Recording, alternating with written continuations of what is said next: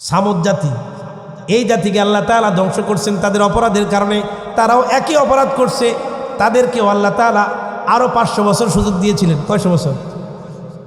এরপরে আল্লাহ তাআলা ওই সামুদ জাতির কাছে আল্লাহ তাআলা নবী করে পাঠিয়েছেন সালেহ আলাইহিস সালামকে। কোন নবী? হযরতে সালেহ। হুজুরে আওয়াজ দিয়ে বলেন, হযরতে সালেহ আলাইহিস সালামকে আল্লাহ তাআলা নবী করে পাঠাইছেন। দীর্ঘদিন দাওয়াত দিয়েছেন, দাওয়াত শোনে না। এবার তারাও অহংকার করে বলে, আমরা যেই শক্তিশালী, যে শক্তি আল্লাহ আমাদেরকে দিয়েছেন, এই রকম শক্তি থাকতে কোনো আযাব গজব আমাদেরকে ধ্বংস করতে। আমার প্রিয় ভাইয়েরা, কওমের লোকেরা অপরাধ করলো, পাপ করা শুরু করলো, সীমালঙ্ঘন করা শুরু করলো। এক পর্যায়ে তারা নবীকে মানে না। তারা বলে, তোমাকে একটা শর্তে আমরা বিশ্বাস করতে পারি, তুমি একটা পরীক্ষা দিবা, পরীক্ষায় যদি তুমি পাশ করো তোমাকে আমরা নবী হিসেবে মেনে নিব। জোরে বলুন সুবহানাল্লাহ। কি পরীক্ষা? হযরতে সালেহ আলাইহিস সালামকে বলছে, চলো আমরা পাহাড়ের কাছে যাই। লোকেরা বলছে চলো পাহাড়ের কাছে যাই। পাহাড়ের কাছে যাওয়ার পরে এবার সালেহ আলাইহিস সালামকে বলছে, ও সালেহ, তুমি যদি সত্য নবী হও তাহলে এই পাহাড়ের ভিতর থেকে বড় একটা পাথর আছে, ওই পাহাড়ের বড় পাথরের ভিতর থেকে একটা 10 মাসের উষ্টি গর্ভবতী একটা লাবণ্যবতী তরতাজা একটা উষ্টি তুমি আমাদেরকে বের করে দেখাইবা। জোরে বলুন সুবহানাল্লাহ।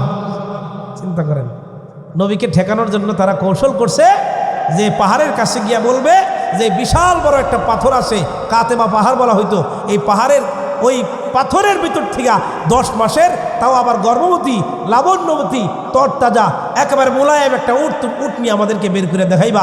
যদি দেখাইতে পারো কথা দিলাম সালেহ আমরা ঈমান আনবো। জোরে বলুন সুবহানাল্লাহ। সালেহ আলাইহিস সালাম বলছে, কথা ঠিক থাকবে তো ইনশাআল্লাহ? কথা ঠিক থাকবে তো? যদি আমি তোমাদের কথা মতো আল্লাহ তাআলার সাহায্যে এখান থেকে একটা 10 মাসের উষ্ণি বের করে দিতে পারি, তাইলে কি তোমরা ঈমান আনবা? বলে হ্যাঁ ঈমান আনবো। সবাই এক বাক্যে স্বীকার করে নিল ঈমান আনবো। হযরতে সালেহ আলাইহিস সালাম সাথে সাথে ওই পাহাড়ের পাদদেশে আল্লাহ তাআলার কাছে তিনি নামাজে দাঁড়িয়ে গেলেন। জোরে বলুন সুবহানাল্লাহ। বিপদে আপদে মুসিবতে পড়লে 1 নাম্বার কাজ কি? জোরে বলেন 1 নাম্বার কাজ কি? 1 নাম্বার কাজ হলো নামাজ। যত বিপদে পড়েন, বালা মুসিবতে পড়েন, সব বিপদ বালা মুসিবত থেকে বাঁচাতে যিনি পারেন তিনি কে? একটু জোরে আওয়াজ দিয়া বলেন, তিনি কে? 2 রাকাত নামাজ পড়বেন, ওযু করে 2 রাকাত নামাজ পড়বেন, সলাতুল হাজত। সলাতুল হাজত 2 রাকাত নামাজে যদি দাঁড়ায় যান, সিজদার মধ্যে গিয়ে আপনি আল্লাহর কাছে কাঁদেন আর বলেন, আল্লাহ গো, আমি দুনিয়াতে অভাবে পড়ে গেছি, বিপদে পড়ে গেছি, আল্লাহ কোনো টাকা পয়সা নাই, চলাফেরা করতে পারতেছি না, আল্লাহ পরিবার নিয়ে চলতে পারতেছি না, বিপদে আসি, আল্লাহ তুমি কিছু টাকা পয়সা দিয়ে সাহায্য করো। আল্লাহ করবেন। আপনার মেয়েটা বয়স হয়ে গেছে 20-এর উপরে, বিয়ে হয় না, আল্লাহর কাছে বলেন, আল্লাহ গো, আমার মেয়েটাকে বিয়ে দিতে পারতেছি না, আল্লাহ তুমি বিয়ের ব্যবস্থা করে দাও। আমার প্রিয় ভাইয়েরা, ছেলে কথা শুনে না, ওয়াইফ অসুস্থ, স্ত্রী অসুস্থ, সন্তান অসুস্থ, আল্লাহর কাছে দোয়া করেন, নামাজের মধ্যে দাঁড়ায় যান, আল্লাহর কাছে দোয়া করেন, সিজদা করেন, সিজদার মধ্যে চোখের পানি ছেড়ে ছেড়ে আল্লাহর কাছে কাঁদেন। খোদার কসম করে বলি, আল্লাহর কাছে যদি চোখের 2 ফোঁটা পানি আপনি ছেড়ে দিতে পারেন, সাথে সাথে আল্লাহ রাব্বুল আলামিন আপনার দোয়া কবুল করে নেবেন। জোরে বলুন সুবহানাল্লাহ। নামাজে দোয়া করলে দোয়া আল্লাহ কবুল করে। হযরতে জাকারিয়া আলাইহিস সালামের সন্তান হয় না, জাকারিয়া আলাইহিস সালাম বার্ধক্যে পৌঁছে গেছেন। মারিয়াম এই বাইতুল মুকাদ্দাসে থাকতো, মারিয়াম আলাইহিস সালাম। মারিয়ামকে আল্লাহ তাআলা আসমান থেকে ফল দিয়া, বিভিন্ন ফল দিয়া মারিয়ামের ঘরে আল্লাহ তাআলা কি করছেন? ফল দিতেন। হযরত জাকারিয়া আলাইহিস সালাম মারিয়ামকে দেখাশোনা করতেন।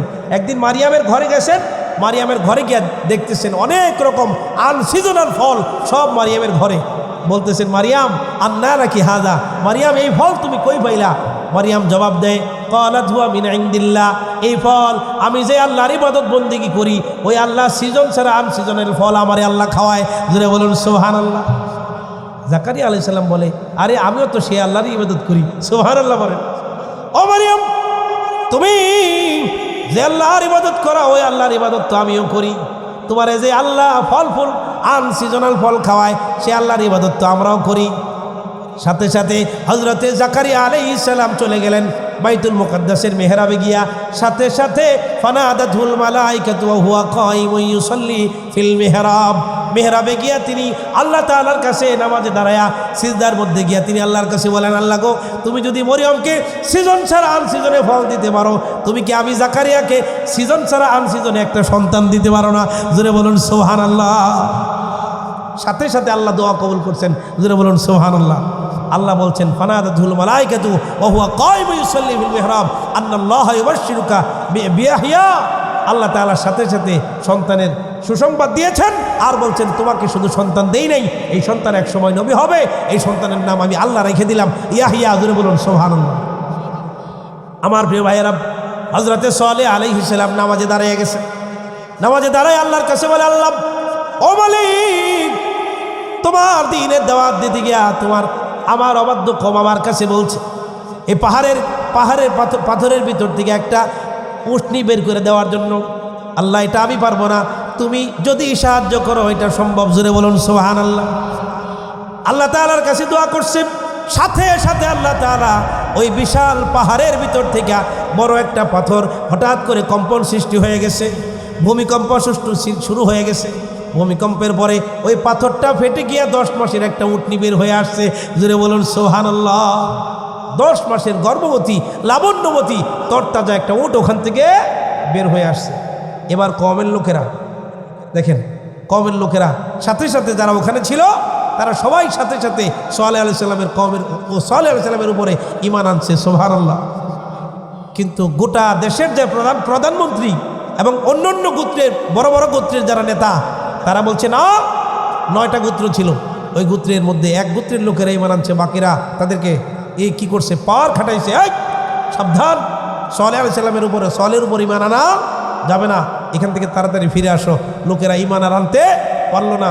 হযরতে সালেহ আলাইহিস সালাম কওমের লোকদেরকে বললেন, সতর্ক করলেন, হাযিহি নাকাতুল্লাহি লাকুম আয়াতান ফাযারুহা তাকুল ফি আরদিল্লাহ। আমার কওমের লোকেরা সাবধান, আল্লাহ তাআলা যে উটনি আমাদের মধ্যে পাঠাইছেন এটা হলো আল্লাহর নিদর্শন, আল্লাহর আয়াত, আল্লাহর নিদর্শন। এই উটনি জমিনে চলাফেরা করবে, তোমরা কেউ অসৎ উদ্দেশ্যে এই উটনিকে স্পর্শ করবে না। জোরে বলুন সুবহানাল্লাহ। এই উটনি আল্লাহ তাআলা বলছেন, হাযিহি নাকাতুল্লাহা শিরবু ওয়ালাকুম শিরবু ইয়াউমিন মা'লুম।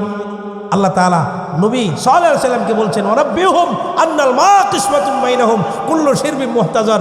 হে সালেহ, আমি আমার এই উটনিকে এবং তোমাদেরকে পানি পানের একটা নির্দিষ্ট নিয়ম করে দিলাম। উটনি যেদিন পানি পান করবে এদিন তোমার এই কওমের লোকেরা কুয়া থেকে পানি পান করতে পারবে না, আর যেদিন তোমার কওমের লোকেরা ঈমান কি করবে, পানি পান করবে, সেদিন এই উটনি পানি পান করবে না। জোরে বলুন সুবহানাল্লাহ। কি বিশাল উটনি ছিল! এই বিশাল উটনি যেদিন পানি পান করত, কুয়ার পানি সব নিঃশেষ করে ফেলতো। সুবহানাল্লাহ। এই জন্য আল্লাহ তাআলা তাদেরকে নিয়ম করে দিয়েছেন, একদিন হলো উটের, একদিন হলো তোমাদের। আবার যেই দিন উট পানি পান করবে সেদিন তোমরা ওই উটের দুধ পান করবে। জোরে বলুন সুবহানাল্লাহ। গোটা কওমকে আল্লাহ তাআলা যেই দিন উট পানি পান করতো ওই দিন উটের দুধ সব মানুষকে পান করাইতেন। সুবহানাল্লাহ। কেমন ছিল উট! এই উটের দুধ তারা কি করতো, পান করতো। এরপরেও তাদের এটা সহ্য হয় নাই। তারা বলছে, আমরা একদিন দুধ পান করবো, এটা আমরা মেনে নিতে পারি না, আমাদের প্রতিদিন পানি লাগবে। আমাদের কি লাগবে? প্রতিদিন পানি লাগবে। এরপরে তারা বড় উটনি ছিল তো, এটা যখন আপনার মাঠে যেত, অন্য অন্য প্রাণী এগুলো মাঠে যেত না, ডরে ভয়ে যেত না। এজন্য তারা বলছে, আমরা এই উটনিকে জীবিত রাখবো না। কিন্তু আল্লাহ তাআলা আগেই বলছেন, ওয়া আতাইনা সামুদান নাকাতা মুবসিরাতান ফাযালামু বিহা। হ্যাঁ সাবধান, এই উটনি কিন্তু আল্লাহর নিদর্শন, এর সাথে তোমরা কি করো না, খারাপ আচরণ করো না। কিন্তু শেষ পর্যন্ত তারা সিদ্ধান্ত নিল, না, আমরা এই উটকে বাঁচায় রাখবো না, এটাকে আমরা হত্যা করব। কিন্তু আল্লাহর নিদর্শন তো, তারা কিন্তু মনে মনে আল্লাহর ভয় আছে, ঠিক কিনা বলেন? ঈমান যদিও আনে না, কিন্তু আল্লাহর ভয় কিন্তু অন্তরে আসে। চিন্তা করে, আল্লাহর নিদর্শন উটনি, এটাকে যদি হত্যা করি তাইলে আবার না জানি আমাদের উপর বিপদ চলে আসে। কেউ রাজি হয় না। কিন্তু শেষ পর্যন্ত তারা কি করলো, সবচেয়ে বড় হাতিয়ার যেটা, সেটাকে তারা গ্রহণ করলো। সামুদ জাতির মধ্যে দুজন সুন্দরী রমণী ছিল যাদেরকে তারা কাজে লাগাইছে। এই সুন্দরী নারী দুইটা এই সালেহ আলাইহিস সালামের বিরুদ্ধে ছিল। তারা শেষ পর্যন্ত কি করছে, নারীর ফিতনা সবচেয়ে বড় ফিতনা, ঠিক কিনা বলেন? রাসূল সাল্লাল্লাহু আলাইহি ওয়াসাল্লাম বলছেন, মা তারাকতু বাদি ফিতনাতান আদররু আলার রিজালি মিনান নিসা। কিয়ামত পর্যন্ত আমি নারীদের চেয়ে বড় ফিতনা পৃথিবীতে একটাও রেখে যাইনি। নারীরা হলো সবচেয়ে বড় ফিতনা। কথা বলছেন কে? নবী মুহাম্মদুর রাসূলুল্লাহ সাল্লাল্লাহু আলাইহি ওয়াসাল্লাম। তিনি বলছেন, নারীরা হলো সবচেয়ে বড় ফিতনা।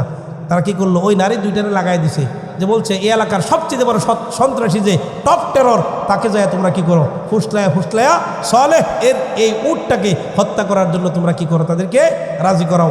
মেয়ে দুইটাও নাসরবান্দা হয়ে লাগছে। দুইজন সবচেয়ে বড় সন্ত্রাসী তাদের কাছে গিয়া বলছে, তোমরা যদি এই উটটাকে হত্যা করে দিতে পারো, আমাদের জীবন যৌবন যা আছে সব কিছু তোমাদের জন্য কি করবো, কুরবান করে দিব। আমার প্রিয় ভাইয়েরা, এবার ওই সন্ত্রাসী দুইটা রাজি হয়ে গেছে, ঠিক আছে, আল্লাহর এই উটকে তারা কি করবে, হত্যা করবে। আল্লাহ বলেন ইজিমবাসা আশকাহা, অন্য আয়াতে বলেন ফানাদাউ সাহিবাহুম ফাতাআতা ফাআকার। তাদের মধ্যে সবচাইতে বড় অপরাধী যে, সবচাইতে বড় সন্ত্রাসী যে, ওই সন্ত্রাসী রাজি হয়ে গেল। অতঃপর সে একটা সময়ে দুজন মিলে তারা গিয়া বড় তরবারি নিয়া, তীর নিয়া, তরবারির আঘাত করে, তীরের আঘাত করে হযরত সালেহ আলাইহিস সালামকে আল্লাহ তাআলা যে উট দান করেছিলেন, ওই উটের পা কেটে উটটাকে তারা হত্যা করলো। উটের পা কেটে উটটাকে হত্যা করে ফেললো। অবশেষে আল্লাহ তাআলা তাদেরকে চূড়ান্ত গজব তাদের উপরে দিলেন। কি গজব? যখন উটকে হত্যা করছে তখন আল্লাহ তাআলা আর সহ্য করেন নাই। আল্লাহর নিদর্শন উটকে যখন তারা হত্যা করে ফেলছে, এবার আল্লাহ তাআলা বলছেন শেষ, তোদের সুযোগ আর নাই। এবার তারা সালেহ আলাইহিস সালাম তাদেরকে বলছেন যে আগামী 3 দিন ক্বালা তামাত্তাউ ফী দারিকুম সালাসাতা আইয়াম। আমার কওমের লোকেরা, কথা তো শুনলাম, ঈমান তো আল্লাহ না, অপরাধ তো করলা, সীমালঙ্ঘন তো করলাম, আল্লাহর দেওয়া উটকেও তোমরা হত্যা করলাম। এবার আল্লাহ তাআলা চূড়ান্ত গজব তোমাদের জন্য লিখে ফেলেছেন, আর তোমরা গজব থেকে বাঁচতে পারবে না। 3টা দিন সময় তোমাদের, এই 3টা দিন তোমরা আরাম করে নাও, তোমাদের ঘরে আরাম করে নাও। 3 দিন পরে তোমাদের উপর আযাব গজব নেমে আসবে। কমের লোকদেরকে বলছে কয়দিন বাকি আছে, জোরে বলেন কয়দিন? 3 দিন বাকি আছে। এরপরেও এই আযাব গজব শোনানোর পরেও তারা বিশ্বাস করে নাই, ঈমান আনে নাই। তারা বলছে চলে আযাব আসবে, কেমনে আসবে, কোত্থেকে আসবে, কত কি পরিমাণ আযাব আসবে একটু আমাদেরকে খুলে বলো। চিন্তা করেন, ঠাট্টা মস্করা করছে, আযাব আসবে কেমনে আসবে একটু খুলে বলো। সালেহ আলাইহিস সালাম বলছে আগামীকাল বৃহস্পতিবার তোমাদের সবার চেহারা হলুদ হয়ে যাবে, তারপরের দিন সবার চেহারা লাল হয়ে যাবে, তারপরের দিন শনিবার সবার চেহারা কৃষ্ণ কালোবর্ণ হয়ে যাবে। কয়দিন? 3 দিন। প্রথম দিন বৃহস্পতিবার চেহারা কি হবে, হলুদ হবে, পরের দিন লাল হবে, তারপরের দিন কালো হবে। 3 দিন সময় তোমাদের হাতে আসে। প্রথম দিন বৃহস্পতিবার তাদের চেহারাগুলো যখন হলুদ হয়ে গেল, এবার তারা ঈমান আনার কথা, ঈমান না এনে তারা এবার সিদ্ধান্ত নিল যে সালেহের কারণে আল্লাহর গজব আমাদের উপর আসবে, ওই সালেহকে আমরা দুনিয়াতে আর থাকতে দিব। চিন্তা করেন, যে সালেহের কারণে আমাদের উপর আযাব আসছে, গজব আসছে, এই সালেহকে আমরা দুনিয়াতে আর থাকতে, তাকে না মানার কারণেই তো তার উপর আযাব আসছে, আমাদের উপর আযাব আসছে, চলো আমরা তাকে হত্যা করব। ওয়াকানা ফিল মাদিনাতি তিসআতু রাহতি ইউফসিদুনা ফিল আরদি ওয়ালা ইউসলিহুন। আল্লাহ বলছেন 9টা জাতি, 9টা গোত্র ছিল, 9টা গোত্রের 9 জন প্রধান ছিল, সকলে মিলে একসাথে হয়ে সিদ্ধান্ত নিছে আমরা রাতের অন্ধকারে সালেহকে এবং তার পরিবারের লোক যারা আছে তাদেরকে হত্যা করব। নাউজুবিল্লাহ বলেন। নবীকে তারা হত্যা করার নিয়ত করে ফেলছে। قالوا تقاسموا بالله لنبيتنه أهله ثم لنقولن لأهله ما شهدنا مهلك أهله وإنا لصادقون। তারা বলছে, তারা আল্লাহর নামে কসম করে, নাউজুবিল্লাহ বলেন, তারা সকলে মিলে সিদ্ধান্ত নিছে, আবার আল্লাহর নামে কসম করে যে আল্লাহর নবীকে তারা হত্যা করবে। আর তারা বলছে আমরা রাতের অন্ধকারে হত্যা করব, আর দিনের বেলা কেউ আমরা বলবো আমরা কিছু জানি না, রাতের অন্ধকারে করছি, রাতের অন্ধকারে কে করছে, কে নবীকে হত্যা করছে এটা কি আমরা জানি নাকি? নাউজুবিল্লাহ বলেন। আল্লাহ সব কথা, তাদের সব কথা রেকর্ড করে, নোট করে এগুলো আমাদের কোরআনে দিয়ে দিছে। উদ্দেশ্য কি? আমরা যাতে শিক্ষা গ্রহণ করি, ঠিক কিনা বলেন? আমার প্রিয় ভাইয়েরা, তারা বলছে কে হত্যা করছে আমরা জানি না, তার উত্তরাধিকারীরা আমাদের কাছে যখন আসবে এসে বলবে কে সালেহকে হত্যা করেছে, আমরা বলবো রাতের অন্ধকারে কে হত্যাকাণ্ড ঘটাইছে আমরা জানি। আচ্ছা বলেন কাজটা করছে কি? সাধারণ মানুষ না নেতারা? জোরে বলেন, সাধারণ মানুষ না নেতারা? নেতারা সব সময় এইরকমই হয়। নেতারা সবসময় কি হয়? রাতের অন্ধকারে পাপ করে, রাতের অন্ধকারে অপরাধ করে, আর দিনের বেলা সাধু সাজে, ঠিক কিনা বলে? আমার প্রিয় ভাইয়েরা, সালেহ আলাইহিস সালামকে তারা হত্যা করার জন্য গেল, যাওয়ার সময় আল্লাহ তাআলা তাদেরকে চূড়ান্ত গজব দিলেন। রাতের বেলা ওই সালেহ আলাইহিস সালামকে হত্যা করার জন্য 9 জন যখন গেল, যাওয়ার সময় আল্লাহ তাআলা পাথরের বৃষ্টি দিয়া তাদেরকে ওই জায়গায় হত্যা করছেন। জোরে বলুন সুবহানাল্লাহ। রাখে আল্লাহ মারে কে, ঠিক কিনা বলেন? ওমাকারু মাকরাউ ওমাকারনা মাকরাউ ওয়া হুম লা ইয়াশউরুন। তোমরা আল্লাহর দ্বীনের বিরুদ্ধে চক্রান্ত করো আর আল্লাহ তাআলা কৌশল করেন, আর আল্লাহ তাআলা হলেন উত্তম কৌশলী, ঠিক কিনা বলেন? আল্লাহর চাইতে উত্তম কৌশল দুনিয়াতে কারো কাছে। আমার প্রিয় ভাইরা, এরপরে আল্লাহ তাআলা ওই গোটা জাতিটাকে আল্লাহ তাআলা পাথরের বৃষ্টি দিয়া, কোন বর্ণনা আসছে ভূমিকম্প দিয়া, বজ্র নিনাদ দিয়া, ঠাডা পড়ায়া আল্লাহ তাদেরকে কি করছেন? ধ্বংস করে দিয়েছেন। জোরে বলুন সুবহানাল্লাহ। আমার প্রিয় ভাইরা, বলার উদ্দেশ্য হলো এই যে তিনটা জাতির কথা আপনাদের কাছে বললাম, বলার উদ্দেশ্য হলো একটাই, যে সেই জাতিগুলোকে আল্লাহ তাআলা তাদের অপরাধের কারণে, অপরাধের সীমা বেড়ে যাওয়ার কারণে তাদেরকে আল্লাহ তাআলা একেবারে সমূলে ধ্বংস করেছেন। সেই রকম আল্লাহ যদি চান আমাদের অপরাধের কারণে আল্লাহ তাআলা আমাদেরকে একেবারে ধ্বংস করতে পারেন, ঠিক কিনা বলেন? আমার প্রিয় ভাইয়ের এই জন্য 2টা কাজ করতে হবে গজব থেকে বাঁচার জন্য। কয়টা কাজ? জোরে বলেন কয়টা? 2টা গজব, 2টা কাজ করতে হবে। একটা কাজ হলো আল্লাহর নিয়ামতের শুকরিয়া। জোরে বলুন সুবহানাল্লাহ। আল্লাহ যে সকল নিয়ামত আমাদেরকে দান করেছেন, সকাল থেকে শুরু করে রাত্র পর্যন্ত, সারা রাত, সারা দিন, সারা মাস, সারা বছর আমরা আল্লাহর নিয়ামতে ডুবে থাকি, ঠিক কিনা বলেন? আল্লাহ বলছেন ওয়া ইন তাউদ্দু নিয়ামাতাল্লাহি লা তুহসুহা, তোমরা আল্লাহর নিয়ামত গণনা করে শেষ করতে পারবে?